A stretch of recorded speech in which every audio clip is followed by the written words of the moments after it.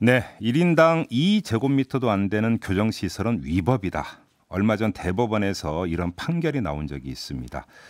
한 교도소 수용자가 구치소나 교도소에서 최소한의 공간 확보가 안 된 생활을 했다면서 국가를 상대로 손해배상을 낸 건데요. 법원에서도 교정시설의 과밀 수용 문제를 지적을 한 거죠. 저희가 뉴스 또는 드라마, 영화를 통해서 종종 접하는 게 이 교도소, 구치소, 이 교정시설의 내부인데요. 근데 이거는 어찌 보면 가공된 현실이라고 봐야 될 것 같고요. 실제 현실은 어떤지 이게 좀 궁금한데 오늘 그래서 아주 특별한 인터뷰를 준비를 했습니다. 30년 차 현직 교도관 한 분을 모셨는데요. 이 최근에 왜 하필 교도관이야? 라는 제목의 에세이집도 출간하신 분입니다. 장선숙 의정부 교도소 교감 스튜디오로 모셨습니다. 어서 오세요. 안녕하세요. 네. 장선숙입니다. 교감이라고 하는 저는 학교 다닐 때가 자꾸 이거하고는 상관없는 직책이죠. 교감, 제가 교감이라고 설명을 드렸는데 설명 좀 부탁드릴게요. 이제 교도관의 직급 중에 하나고요. 예. 저희는 이제 국가공무원으로 일반 직렬로 본다면 6급에 해당되는 6급 상당. 그래요? 네. 예. 높으신 분이죠? 아니죠. 무궁화 2개밖에 안 되는 아주 평범한 사람입니다. 2개밖에 안 된다니요. 무슨 말씀이세요? 지금 30년의 세월이 녹아 있는 거 아니겠습니까? 그렇죠. 경력은 어마어마하죠. 그래요. 네. 그래서 30년의 어떤 그 교도관 생활을 딱 되돌아보신다면 소회를 한 말씀으로 해주신다면 어떤 거가 가장 먼저 떠오르세요? 나 교도관 하기 잘했다.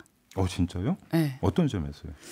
제가 이번에 책을 썼던 이유도 사실은 이제 그런 부분이었었는데요. 네. 이제 많은 사람들이 교도소를 경험하기도 하고 수용이 되기도 하고 거기서 근무도 하는데 네. 저는 교도소에서 교도관으로 근무하면서 얻은 것들이 너무 많은 거예요. 처음에는 왜 많고 많은 직업 중 왜 하필 교도관이냐라는 질문을 제가 은사님한테 받았었는데 네. 지금 제가 돌아보니까 내가 교도관 하기 참 잘했다. 그러니까요. 네. 책 제목도 왜 하필 교도관이야 이건데 그럼 대답을 여기서 해주세요. 왜 하필 교도관이었어요? 이제 사실은 지금 어렸을 때는 제가 일반 대학을 사실 합격했는데 네. 그 대학 진학할 수 있는 여건이 안 됐거든요. 그래서 네. 선생님들이 공무원 시험을 이제 권유하셨어요. 근데 제가 그때 수포자거든요. 수학을 포기한 사람. 네. 찐한 공감의 메시지를 먼저 전하겠습니다. 네네. 네. 그런데 그때 이제 제복 공무원들은 수학 과목이 없었어요. 그래서 경찰 이유가 그거였어요? 일단 처음에 이제 교도관을 본 거는 네. 근데 선생님들이 또 저는 제복 공무원이 잘 어울릴 거라고 했는데 네. 그냥 단지 제 외모상 여러 성향상 어울릴 것이었는지 아니면 수학이 없다는 걸 알고 권유한 것인지는 잘 모르겠으나 네. 지금 생각하면 저는 아주 잘 됐다는 생각이죠. 근데 좀 사회에서 교도관에 대해서 편견이 있다라는 그런 걸 좀 느끼세요? 느끼죠. 어떤 편견이에요?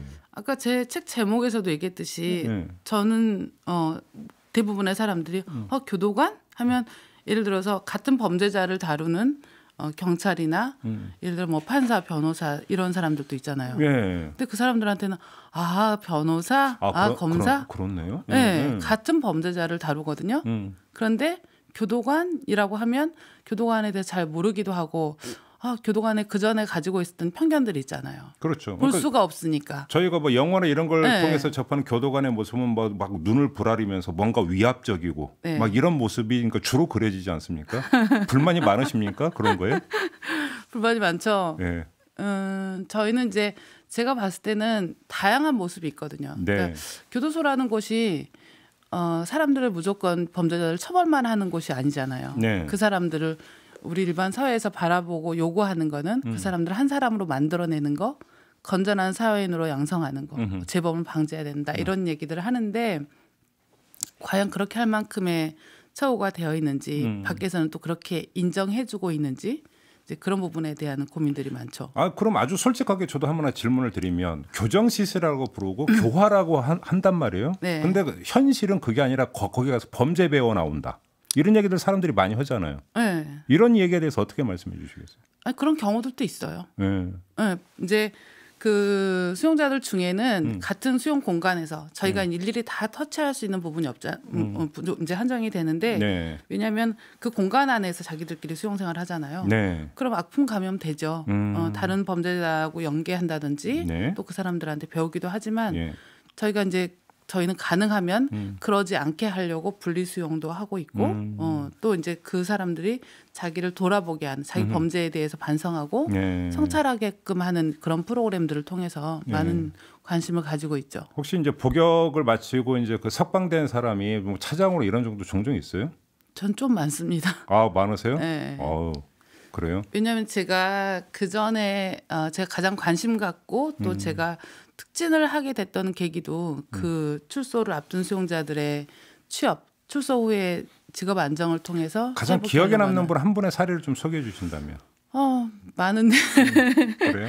근데 이제 한 친구가 있는데요. 예. 이 친구는 고아였거든요. 아. 그래서 수용 생활은 되게 열심히 하고 작업도 잘하는데 예.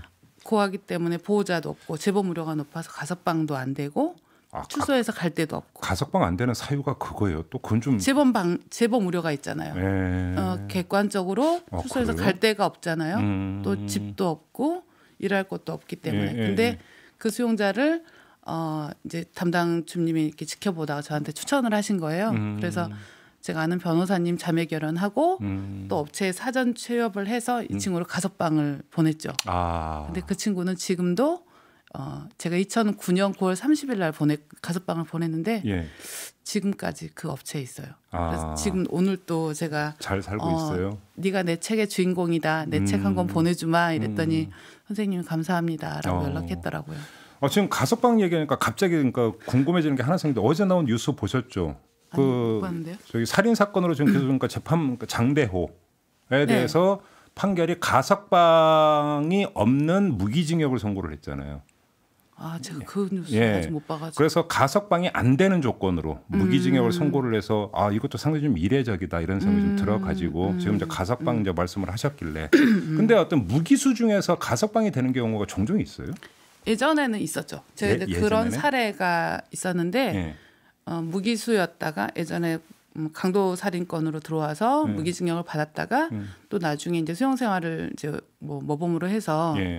그러니까 왜 여쭤보냐면 얼마 전에 그러니까 그 화성 연쇄 사건의 주범으로 밝힌 이춘재 같은 경우도 그러니까 무기수인데 뭐 그 교도소 생활을 되게 모범적으로 해서 뭐 가석방을 기대하고 있었다 이런 이야기가 좀 잠깐 나오길래. 근데 실제로 그렇게 해서 그 사람은 이제 감형이 됐었어요. 그러니까 무기수에서 바로 가석방이 되지 않고 예전에는 무기수였는데 감형이 돼서 징역 얼마로 감형이 됐다가 그 유기징역이잖아요. 그러면 유기징역 상태에서 다시 이제 수용 생활을 모범적으로 했기 때문에 가석방이 된 케이스. 그래서 제가 그 친구를 그 사람을 제가 취업을 시킨 적이 있었거든요. 그렇군요. 네, 알겠습니다. 좀 다시 돌아가서 작년 재작년에 보면은 슬기로운 감방 생활이라는 드라마 혹시 보셨어요? 네네. 그건 좀 열심히 봤습니다. 최근에도 어떤 예능 프로를 보니까 또 어떤 그 세트가 교도소 안에 어떤 세트로 해서 뭐 이렇게 좀 나오는 예능 프로도 있었어요. 있던데 요즘 이렇게 교정 시설이 조명이 되는 현상을 어떻게 받아들이세요? 사람들이 궁금한 거죠. 볼 수 없잖아요. 자기들이 경험하지 않으면. 그렇죠. 그러니까 지금 사실 제가 나오는 것도 다른 일반인들한테 더 호기심이 생기는 것도 들여다보지 못했기 때문에. 그리고 대한민국에 한 1,000명 정도밖에 안 되거든요. 여자 교도관은. 그래요? 진짜로 그 지금 그러니까 그 여성 교도소가 그러니까 아예 교도소 자체가 여성 교도소인 곳도 있고 일반 교도소인데 여성 그 수감자만 따로 수용하는 곳이 이렇게 돼 있는 거죠. 대부분은 그러니까 여자 교도소는 청주에만 하나 있고 청주 여자 교도소가 유일하고요. 대부분의 교정기관에는 여자 수용동이 별도로 있어요. 따로 있는 거죠. 저는 지금 현재 의정부에서 여성 수용 팀장을 하고 있거든요. 그렇죠. 이제 계속 이제 그 여성 수용동에서 이제 계속 일을 해오셨던 거고요. 지금 2277님이 그러니까 질문을 주셨는데 모범수의 판단 기준이 너무 궁금해요. 이렇게 질문을 주셨네요. 근데 그거는 이제 요즘에는 예전에는 모범수라는 막연한 말을 했었었는데 지금은 이제 재범 평가 지표라는 레피 등급이라는 게 있어요. 이제 구체적인 평가 지표. 예를 들어 이 사람의 범죄 내용이라든지 전과라든지 보호관계라든지 이런 부분이 지금 더 중요해요. 그러니까 예전에는 막연하게 모범수라고 했는데 지금은 다릅니다. 그렇군요. 알겠습니다. 근데 좀 그 현실에 대해서 몇 가지 좀 질문 드릴 게 있는데요. 교도소 내에서 재소자와 관련된 사건 사고가 최근에 증가하고 있다. 이제 국회 법사위 소속인 자유한국당 김도읍 의원이 제기한 걸 보면은 2014년부터 2018년까지 교정시설 안에서 재소자들의 사건 사고가 모두 4,591건이었다. 네. 이렇게 밝혔거든요. 이게 어떻게 된 얘기예요? 지금 제가 이제 그거랑 직접적일 수도 있지만 네. 제가 이제 최근에 경험했던 한 친구인데요. 예. 이제 여자 수용자고 한 20대 중반. 예. 근데 조현병을 가지고 들어왔어요. 아. 네, 지금 이제 사회에서도 지금 정신질환자들이 문제가 많잖아요. 네네. 근데 이 사람들이 분노라든지 불안 이런 것들 때문에 범죄를 좀 많이 저지르거든요. 네. 근데 그 상태에서 교도소에 들어오는 거예요. 예. 근데 이 사람들이 또 보호자들도 마땅치 않고 정신질환자들이 좀 많은데 이 사람들이 수용생활 할 때 일반 수용자들이랑 같이 수용생활하기 어렵겠죠. 그렇죠. 그럼 또 거기서 분쟁이 생기겠죠. 그렇죠. 그런 데서 생기는 수용자 간의 사건 사고가 많이 생기고 예. 그리고 이제 제가 만났던 이 친구 같은 경우도 이제 너무 돌발적이고 정신과 약은 거부하고 그러고 있는 상황에 밖에만 나오면 직원을 핥히는 거예요. 때리고. 네, 그래서 오히려 저희 직원들도 맞아서 그러니까 동료 수용자한테도 해를 가하지만 또 저희 직원들한테도 해를 가하는 경우들이 있어서. 근데 제가 현실을 몰라서 이런 질문을 드리는지는 잘 모르겠지만 조현병 환자 같은 경우는 그냥 일반 교정시설에 이렇게 그 수용을 할 게 아니라 일단 치료를 해야 되는 분들 아닌가요? 그렇죠. 근데 그냥 일반 수용실에 그냥 네. 같이 이렇게 그러니까 수용을 한다고요? 그러니까 우선은 이제 만약에 감정 유치라고 이제 재판 미결 재판 중에 네. 감정 유치가 필요하다고 하면 네. 외부 병원에 이제 보내기도 하고 네. 치료 감호가 확정이 되거나 정신질환자라는 게 확정이 되거나 예. 재판이 확정이 되는 경우는 예를 들어 교정기관 내에서는 진주교도소라든지 이런 기관에 보내는데 미결 재판 진행 중인 미결인 경우가 경우는. 가장 어렵죠. 아. 그래서 이제 그 수용자들이 진행하는 과정에서 질환 현상들이 너무 드러나기 때문에 그럼 기결소 같은 경우는 치료를 겸할 수 있는 수용 시설이 네, 있습니까? 네, 미결인 경우에 네. 이제 그렇게 된다. 그렇군요. 그다음에 최근에 그 뉴스를 통해서 황제 접견이라고는 단어가 심심찮게 나오고 있습니다. 그러니까 수용됐는데 변호사 접견한다면서 하루 종일 그냥 나가서 접견실에서 있는 이런 경우 이거 어떻게 봐야 되는 겁니까 이런 건? 황제 접견이요? 네. 이제 변호인 접견을 얘기하시는 그렇죠. 거예요? 근데 횟수가 뭐 하루에도 두세 번 될 정도로 횟수가 어마어마하게 많고 그러니까 속칭 감방 안에 있는 경우보다 접견실에서 있는 시간이 압도적으로 많은 경우 이건 좀 너무 봐주기 아니냐 이런 지적이 많이 있었거든요. 글쎄요. 근데 어차피 그 변호인 접견 같은 경우는 그 정해진 시간 내에서 할 수 있게 규정이 되어 있거든요. 그래요? 네. 그러니까 예를 들어서 변호사가 뭐 아침 새벽부터 밤늦게까지 할 수 있는 건 아니고 근무 시간 내에서 해당하는 법률 조언은 구할 수 있게 돼 있어서 네. 그거는 현행법상 가능한 규정이 것이고. 그렇게 돼 있으면 네. 참. 그렇기 때문에 요건 어떻게 봅니까? 그 또 이제 특혜 진료 얘기가 나온 바가 있었는데 박근혜 전 대통령 같은 경우 구치소에서 1년에 41번에 걸쳐서 한의원 왕진 치료를 받았다. 이런 보도가 있었거든요. 이건 어떻게 이것도 통상 있는 일은 아니지 않습니까? 그래서 저는 사실은 제가 주로 관심을 갖는 수용자들은 네. 이런 특혜를 받는 이런 사람들 제가 사실 경험도 별로 해본 적이 없었고 네. 저는 이제 일부 특정한 재벌이나 뭐 그런 정치가들 이런 사람보다 저는 진짜 관심이 필요한 그런 사람들을 중심으로 저는 이제 프로그램들 해오고 네. 현장에서도 그런 일을 하고 있어서 네. 저는 그 부분들에 별로 이렇게 귀담아 듣진 않거든요. 별로 관심도 없으시고. 관심도 별로 사실 없고. 그래도 저는 질문은 마지막 한 번 더 네. 특별한 경우 하나만 더 질문을 네. 드릴게요. 최순실 씨 아시죠? 네, 보도에서 본 적 있죠. 예. 네. 최순실 씨가 구치소에서 편지를 못 쓰겠다 이러면서 문제 제기를 해서 뉴스가 된 적이 있었는데. 그래요? 예. 근데 교도소에서는 편지는 다 쓸 수 있어요. 근데 왜 이렇게 주장을 해요?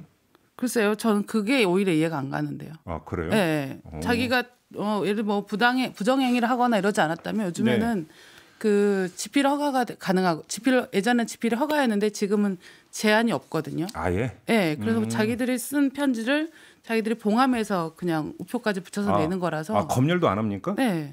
요즘은 검열도 없어요? 네, 검열이 없어요. 예전에는 그 집필이 허가라 그랬잖아요. 그렇죠. 네, 검열을 했는데 지금 검열하지 않습니다. 그래요? 알겠습니다. 오늘 모신 그 이유 중에 뭐 또 하나일 수도 있고 이제 마지막 질문이 될 수밖에 없을 것 같은데요. 이제 그 교정시설에서 수용돼 있지만 한때 범죄를 저질러서 언젠가는 다시 우리 사회로 돌아와야 되는 사람들 아니겠습니까? 그런데 이런 사람들을 바라보는 우리 사회의 시선에 대해서 좀 한 말씀 해주신다면 어떻게 말씀해 주시겠어요? 저는 이 사람들한테 아니면은 저는 뭐 저희 교도관들이나 수용자들이나 출소자 그리고 네. 사회인들한테 부탁을 하고 싶었던 거는 그거예요. 제가 책을 썼던 이유이기도 하고요. 예. 수용자들도 한때 그 전과라는 범죄자라는 그런 이제 그 경험을 가지고 있는데 이 사람들은 사실 처벌을 받았잖아요. 그렇죠. 처벌을 받고 사회로 나왔을 때는 범죄자의 전과자라는 낙인이 굳이 필요하지 않다고 생각하거든요. 그렇죠. 네. 근데 본인들도 그 담을 깨야 되지만 문제는 사회에서 그 사람들을 그런 편견을 깨고 내모는 게 받아들여줬으면 그래서 한 번쯤 이 사람들한테 살아갈 수 있는 기회를 줬으면 하는 게 제 바람입니다. 그렇죠. 오히려 이제 그게 이제 재범 유발 요인이 되는 경우가 네, 많이 네, 있는 그럼 거죠. 훨씬 많죠. 그러게요. 알겠습니다. 자, 좀 짧은 시간에서 좀 아쉬웠는데요. 여기서 좀 마무리를 해야 될 것 같습니다. 고맙습니다. 네, 고맙습니다. 네, 지금까지 의정부 교도소 장선숙 교감과 함께했습니다. 이슈의 핵심을 꿰뚫는 예리한 시선, 믿고 듣는 진품 시사, 김종배 시선 집중.